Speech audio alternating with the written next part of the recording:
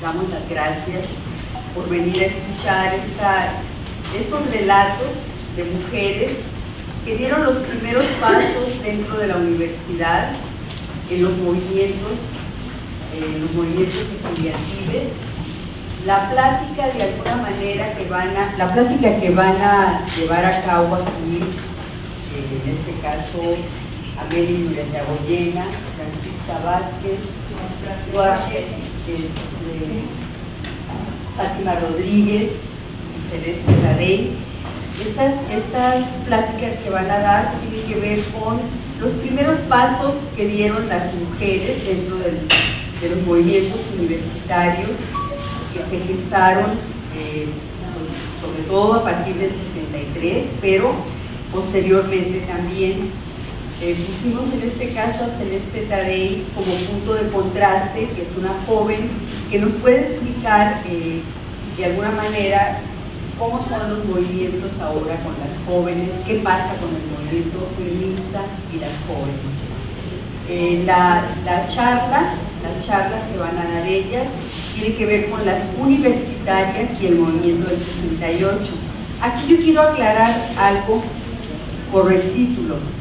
Se piensa que porque dice el movimiento del 68, ellas tendrían que haber participado necesariamente en el 68. No. Aquí de lo que se trata es de que dentro de estos relatos ustedes encuentren el vínculo entre esas primeras participaciones que hubo de las universitarias y la influencia del 68 a lo que posteriormente se le llamó el movimiento feminista. Empezaríamos con Amelia.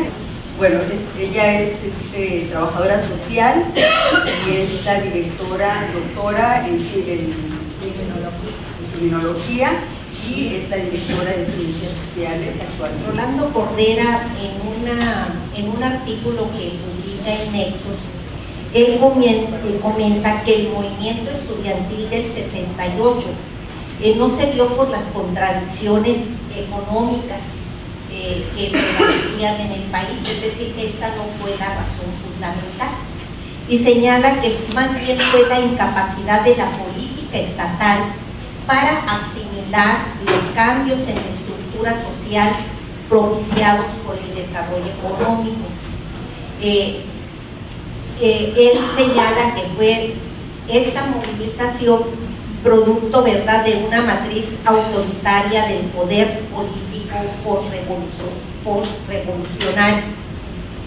En mis palabras yo lo diría de la siguiente manera, y que creo que eso es lo que en el 67 motivó la participación, al menos yo puedo hablar en lo que corresponde a mi generación. Yo pertenezco a la generación 65-68 aquí en la Universidad de Trabajo Social, que era una licenciatura, era una carrera a nivel técnico, todavía no era licenciatura. Y bueno, esto uno lo puede distinguir a los años de distancia y haciéndose esta pregunta, pues qué es lo que motivó nuestro involucramiento en este movimiento del 67.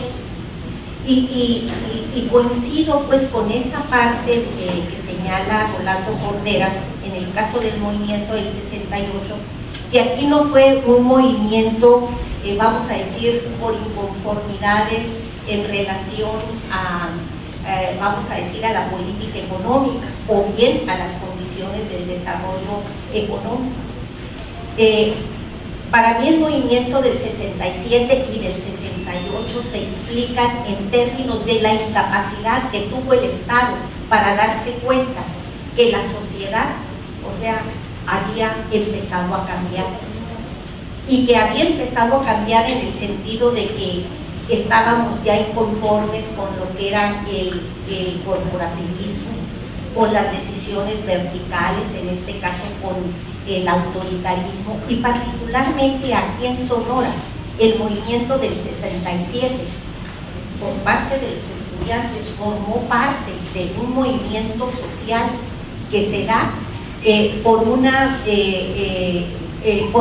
postura del Estado, vamos a decir, imposicionista, en relación a un relevo de poderes en el Estado. Y que los estudiantes en ese momento, vamos a decir, teníamos muy poco que ver con los movimientos políticos y mucho menos con los grupos de poder del Estado. No sabíamos de eso, ¿sí? Pero ¿qué, vamos a decir, nos motivó o nos emocionó o nos llevó pues, a esa participación?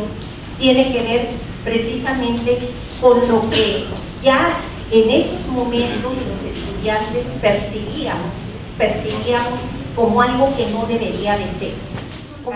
Este es un escrito de Anita López, ella es dirigente campesina, es maestra en Chapingo. Ella también estuvo participando y es otra de las mujeres que tampoco aparecen en los escritos de los movimientos estudiantiles de Sonora. Ella me hizo una pequeña reseña de los antecedentes de su participación. No pudo estar presente y me gustaría que también escucharan su relato. Antecedentes del 68, 1966. En este año, jóvenes del Partido Comunista, al analizar la situación de la educación en México, se vio la necesidad de reunir a los estudiantes a nivel nacional para discutir la situación de la educación en los centros de educación superior.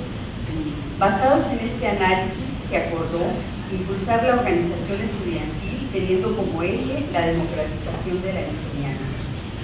Surge así la Central Nacional de Estudiantes Democráticos, CENED, organización a la que se integraron estudiantes de universidades tanto de la Ciudad de México como de provincia, y cabe destacar el interés de los estudiantes de las normales rurales organizados en la Federación de Estudiantes Campesinos Socialistas de México, quienes jugaron un papel activo en la construcción de esta organización estudiantil.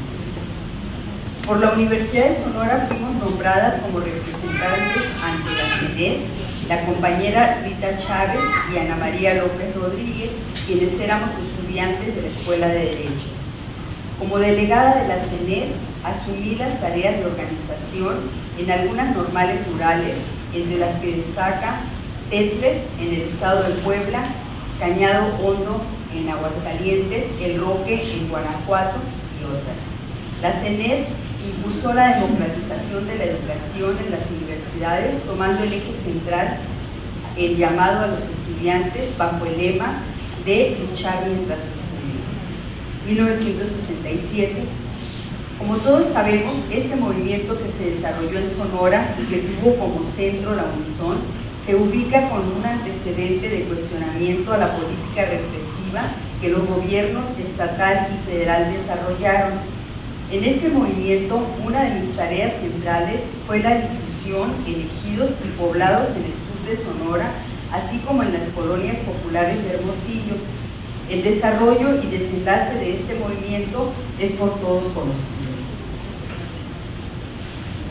1968. Uno de los grupos impulsores de la marcha de apoyo a la Revolución Cubana del 26 de julio de 1968 fuimos los integrantes de la CENED, por lo que los primeros detenidos fueron de esta organización, quienes estuvieron en Lecumberri. Como estudiante de la Unison, a través de la célula de la Juventud Comunista, asumimos la tarea de información cotidiana sobre el desarrollo del movimiento. Aparte de estas tareas, me tocó asistir en dos ocasiones como delegada de la CENED al Consejo Nacional de Huelga en la Ciudad de México, así como otros encuentros estudiantiles regionales. 1970. Becada por la Unison, inicié los estudios de posgrado en la Facultad de Derecho en la UNAM, siendo nombrada como integrante del Comité de Lucha de dicha facultad. En este periodo de reflujo, el movimiento estudiantil desintegrado y con grupos con una política que cayó en la aventura que permitió tomar de manera constante la rectoría sin tener planteamientos claros. En este periodo se dio la lucha contra los porros, participando de manera directa en la quema del café en la Facultad de Derecho, ya que ahí era el centro de reunión de los porros. Otra tarea que desarrollé en este periodo, del 68 al 71, fue la atención casi diaria a los presos políticos. Entre estas tareas fue la comunicación y enlace entre los estudiantes presos y las autoridades de las universidades, llevando libros, programas de exámenes, entregas de trabajos, etc. 1973, el movimiento de la Unison se dio en el oleaje de la rebeldía estudiantil que se dio en 1968, periodo en que es conocido mi compromiso y participación como maestra de la Unison. Este es un escrito de Anita López, una conocida dirigente campesina de aquí de Sonora y actualmente maestra de la Escuela de Chapingo en la ciudad de Escobo. Muy bien, entonces continuamos en este caso con Francisca Duarte. Ella es socióloga y pertenece al Observatorio Feminista Clara C. Lo que yo quiero recuperar es la participación de las mujeres de los barrios en este proceso, ¿no? Que estuvieron bastante involucradas, fueron personas que en sus casas se hacían las reuniones que se oponían a todo este proceso de imposición de un candidato del sur del estado que por supuesto que no tenía las simpatías de la gente de Hermosillo. Entonces, este asunto de cómo participan las mujeres en este movimiento me parece importante señalarlo. Si bien es cierto, no lideraban el movimiento, dentro de sus espacios se hacían los debates, las discusiones, se organizaban cosas.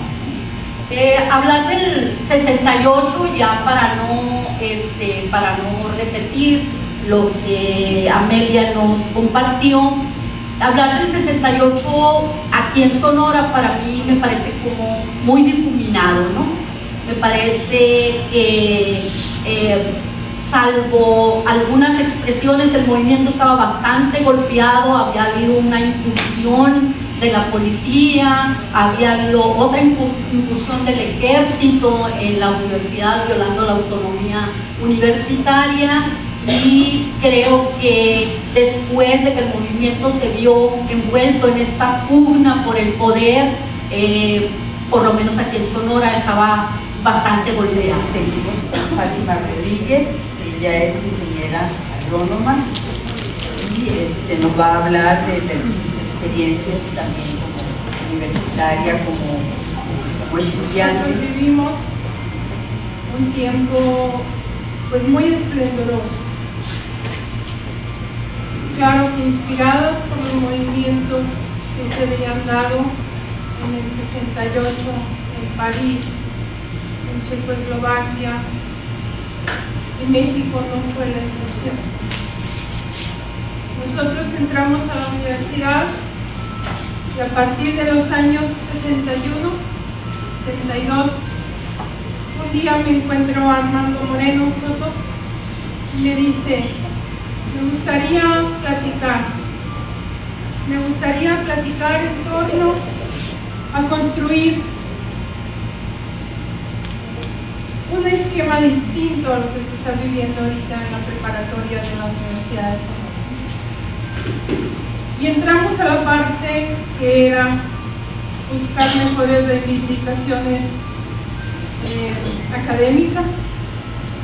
Estábamos en los tiempos en que había un contingente grandísimo de maestros muy malos, artistas, y todos pertenecían a un partido muy ubicado. En esos tiempos trabajábamos en forma casi clandestina. Empezamos a jalar gente. Armando y otros compañeros decían que yo era la primera activista de la preparatoria de la Universidad de Sonora. Después se incorporaron las compañeras Betty Esteves,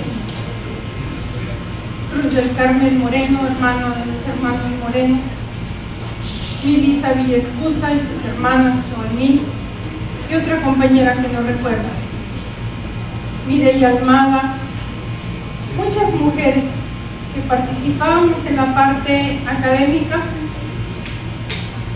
Trabajábamos incansablemente las mujeres en la preparatoria en esos tiempos. Y aquí está Armando que no nos dejara mentir. Pero toda la plataforma fue a partir de que en la preparatoria la mesa directiva estaba, la controlaba el Movimiento Nacional de Integración Cristiana, en su tiempo los llamados MICOS. Ahora continuamos con Celeste Tadei, es así como punto de contraste, la invitada a ella. A los movimientos juveniles, estudiantiles que surgen también en el 2010, 2011, 2012 con las redes sociales y con ese hartazgo, la crisis económica del 2009 que fue que en España los indignados, Occupy Wall Street en Estados Unidos, los estudiantes de Chile, y aquí a mí que me tocó participar en el Yo Soy 132, que era contra la imposición de Peña Nieto por la democratización de los medios, etcétera.